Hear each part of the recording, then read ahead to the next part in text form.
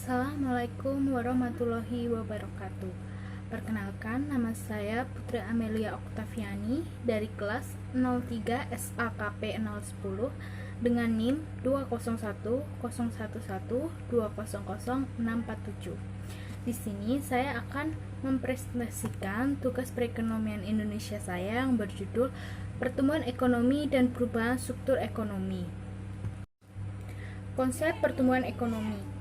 Pertumbuhan ekonomi adalah proses perubahan kondisi perekonomian suatu negara secara berkesinambungan menuju keadaan yang lebih baik selama periode tertentu.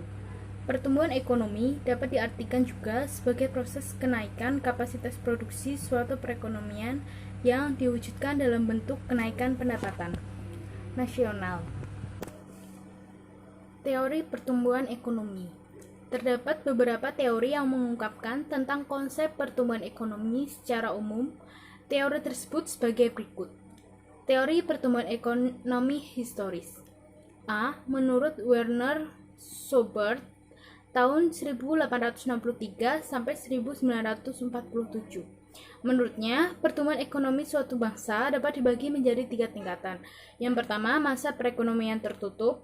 Yang kedua, masa kerajinan dan pertukaran. Yang ketiga, masa kapitalis. B. Friedrich List tahun 1789 sampai 1846. Menurut Friedrich List, pertumbuhan ekonomi suatu bangsa dapat dibagi menjadi 4 tahap sebagai berikut. Yang pertama, masa berburu dan pengembaraan. Yang kedua, masa beternak dan bertani. Yang ketiga, masa bertani dan kerajinan. Yang keempat, masa kerajinan industri dan perdagangan. C. Karl Butcher tahun 1846 sampai 1930. Menurutnya, pertumbuhan ekonomi suatu bangsa dapat dibedakan menjadi 4 tingkatan. Sebagai berikut. Yang pertama, masa rumah tangga tertutup.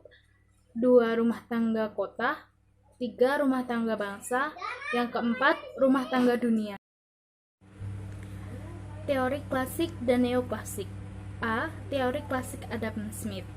Teori Adam Smith beranggapan bahwa pertumbuhan ekonomi sebenarnya bertumbuh pada adanya pertambahan penduduk. Dengan adanya pertambahan penduduk, maka terdapat pertambahan output atau hasil. B. David Ricardo berpendapat bahwa faktor pertumbuhan penduduk yang semakin besar sampai menjadi 2 kali lipat pada suatu saat akan menyebabkan jumlah tenaga kerja melimpah. Kelebihan tenaga kerja akan mengakibatkan upah menjadi turun. Upah tersebut hanya dapat digunakan untuk membiayai taraf hidup minimum sebagai perekonomian akan mengalami kemandekan atau stationary state. C. Teori neoklasik Robert Sholow. Robert Sholow berpendapat bahwa pertumbuhan ekonomi merupakan rangkaian kegiatan yang bersumber pada manusia, akumulasi modal, pemakaian teknologi modern, dan hasil output. Adapun pertumbuhan penduduk dapat berdampak positif dan dapat bertambah negatif. Faktor-faktor pertumbuhan ekonomi. Faktor yang mempengaruhi pertumbuhan ekonomi adalah A. Faktor sumber daya manusia. Sama halnya dengan proses pembangunan, pertumbuhan ekonomi juga dipengaruhi oleh SDM. B. Faktor sumber daya alam.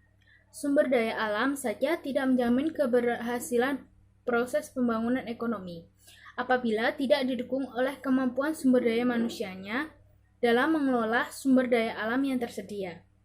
C. Faktor sumber daya ilmu pengetahuan dan teknologi. D. Faktor sumber daya budaya dan faktor sumber budaya memberikan dampak tersendiri terhadap pembangunan ekonomi yang dilakukan. Faktor ini dapat berfungsi sebagai pembangkit, tetapi dapat juga menjadi penghambat pembangunan. E. Faktor sumber modal. Sumber daya modal dibutuhkan manusia untuk mengelola sumber daya alam dan meningkatkan kualitas efek. Konsep perubahan struktur ekonomi. Suatu proses pembangunan ekonomi yang cukup lama dan telah menghasilkan suatu pertumbuhan ekonomi yang tinggi, biasanya disusul dengan suatu perubahan yang mendasar dalam struktur ekonominya. Perubahan struktur ekonomi terjadi akibat perubahan sejumlah faktor. Bisa hanya dari sisi permintaan agregat, sisi penawaran agregat, atau dari kedua sisi pada waktu yang bersamaan. Dari sisi permintaan agregat, faktor yang sangat dominan adalah peningkatan tingkat pendapatan masyarakat rata-rata yang perubahannya mengakibatkan perubahan dalam selera dan komposisi barang-barang yang dikonsumsi. Hal ini menggairahkan pertumbuhan industri baru.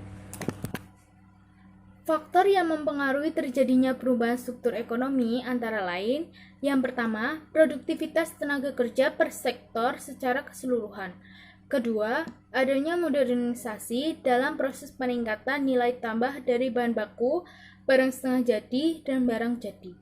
Ketiga, kreativitas dan penerapan teknologi yang disertai kemampuan untuk memperluas pasar produk atau jasa yang dihasilkan. Keempat, kebijakan pemerintah yang mendorong pertumbuhan dan pengembangan sektor dan komoditi unggulan. Kelima, ketersediaan infrastruktur yang menentukan kelancaran aliran distribusi barang dan jasa serta mendukung proses produksi. Keenam, kegairahan masyarakat untuk berwirausaha dan melakukan investasi secara terus-menerus. Ketujuh, adanya pusat-pusat pertumbuhan baru yang muncul dalam wilayah daerah. Kedelapan, terbukanya perdagangan luar daerah dan luar negeri melalui ekspor dan ekspor.